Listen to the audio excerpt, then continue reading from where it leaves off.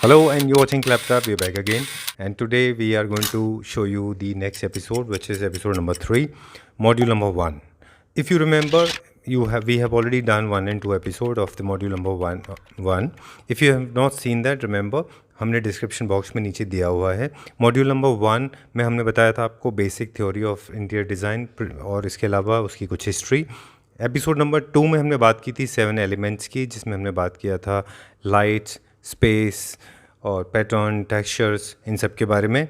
आज की वीडियो में हम बात करेंगे एक और नेक्स्ट लेवल पे ले जाने के लिए, जो आपको हेल्प करेगा कि आप किस तरह से ये सारे एलिमेंट्स को इस्तेमाल कर सकते हैं, यानी कि basic design principles, which is balance, rhythm, harmony, emphasis, proportion, scale, and there's one more called contrast, which is not mentioned in this graphic because it's a new concept introduced. We will tell about that as well.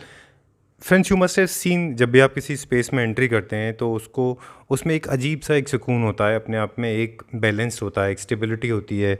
आपको लगता है कि वो perfect place है बैठने के लिए या फिर सोने के लिए, because balance plays a very important role. So today we will talk about balance. Balance is nothing, it's a very mental way of looking at one thing. If we define it in English, balance is achieved when the careful consideration is given to the placement of object within a space. It gives a feeling of stability and a sense of equilibrium.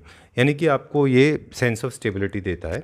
पहला वो है systematic, यानी कि mirror image. If you remember, classrooms में, conferences में, corporate clients में, ये सारे मिरर इमेज हैं. कम्युनिटी में हमने बताया था कि अगर आप इसको बीच से डिवाइड कर दें तो दोनों इमेज एक दूसरे के ऑपोजिट होती हैं.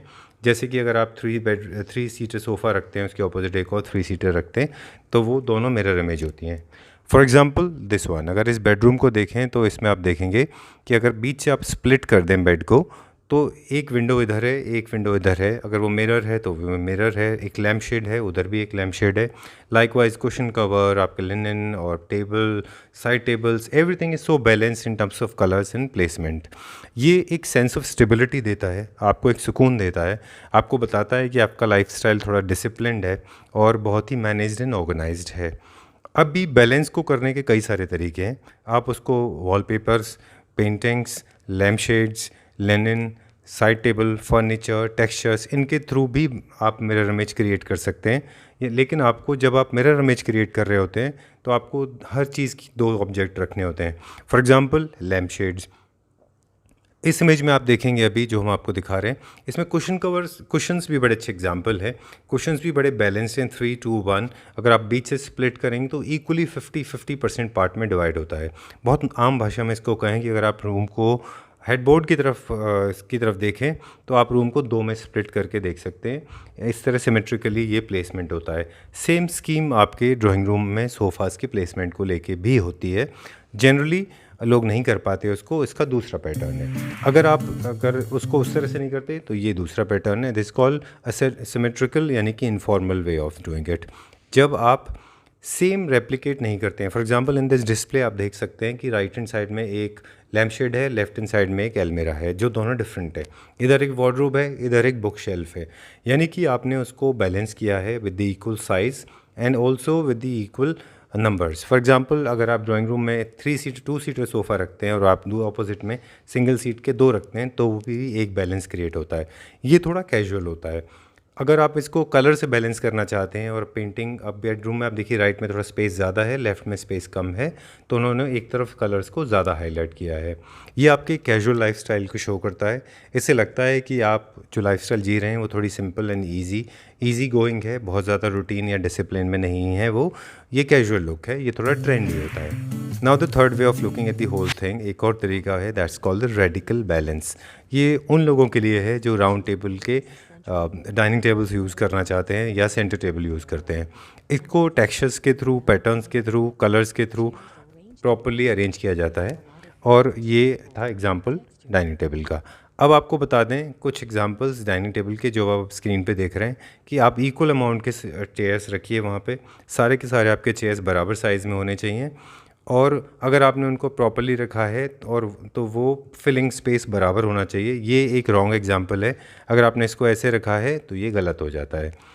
अब आपको बताते हैं बेसिकली कुछ एग्जांपल्स कि किस तरह से एक बड़े स्पेस को इन्होंने, देखिए ये पूरे के पूरे बड़े स्पेस को दो एरिया में डिवाइड किया है, क्योंकि बीच में एक्सेस होने की वजह से इस रूम को दो एरिया में डिवाइड किया है। राइट हैंड साइड में एक सेपरेट सीटिंग अरेंजमेंट है, लेफ्ट हैंड साइड में there is another seating arrangement. Cushions जो है वो बैलेंसिंग के काम करते हैं। एक लंबे सोफ़ा के ऊपर दो कुशन उधर, दो कुशन इधर रखे हुए हैं। In this if you can see, maybe they could have done it with the help of a sofa, but they have not done it. Right hand side में 3-seater and then 3-seater. On the left hand side you can see a swing. Swing is actually doing a balancing act. पीछे की wall के ऊपर बहुत बड़ा painting है जो कि उसको फिल देता है, यानी कि वो जो उसका नेगेटिव स्पेस है उसको भरता है। So this is the way you can harmonise it. Texture colours के थ्रू आप अपने रूम को बैलेंस करते हैं। Now this is a wonderful example, remember this carefully. Left side में फर्नीचर है, राइट साइड में आप फर्नीचर नहीं रख सकते, तो इन्होंने राइट साइड में वॉल पेपर लगा के उसको बैलेंस किया है ताकि लेफ़्ट और राइट दोनों एरियाज़ बैलेंस हो जाएं। अदरवाइज़ ये पूरा, अगर ये टीवी के पीछे का यूनिट अगर ब्लैंक होता तो ये इम्बैलेंस, फर्नीचर की वजह से ये जो रूम है पूरा बैलेंस ख़राब हो जाता है इसका। इसीलिए टीवी यूनिट के पीछे पूरा एक बहुत बड़ा वॉलपेपर लगाया है जो कि इस एरिया को बिजी करता है। लेफ़्ट साइड का एरिया रिलेटिवली खाली छोड़ा है सिर्फ इसलिए ताकि वो बैलेंस हो सके।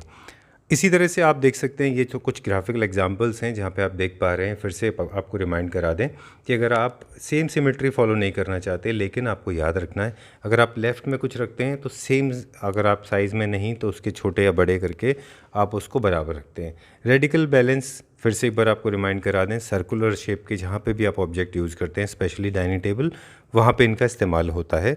और आप बराबर साइज़ के पैटर्न्स, टेक्सचर, सेंटर टेबल और ये सब इसके ऊपर टेक्सचर्स और कवर्स यूज़ करें तो ये अच्छा दिखाई देगा।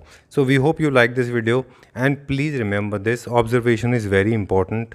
Observe at your home. अभी आप अगर बाहर नहीं जा पा रहे हैं तो अपने घर को ऑब्ज़र्व करिए। हमारे नंबर पे विच इज़ 9870020721 पे इमेजेस भेजिए। We will definitely talk about it and help you in detail, क्योंकि वीडियोज़ में सारी डिटेल देना थोड़ा मुश्किल होता है। We hope you enjoyed this video. We will talk about rhythm in the next video. Till then take care, have a good day, bye bye.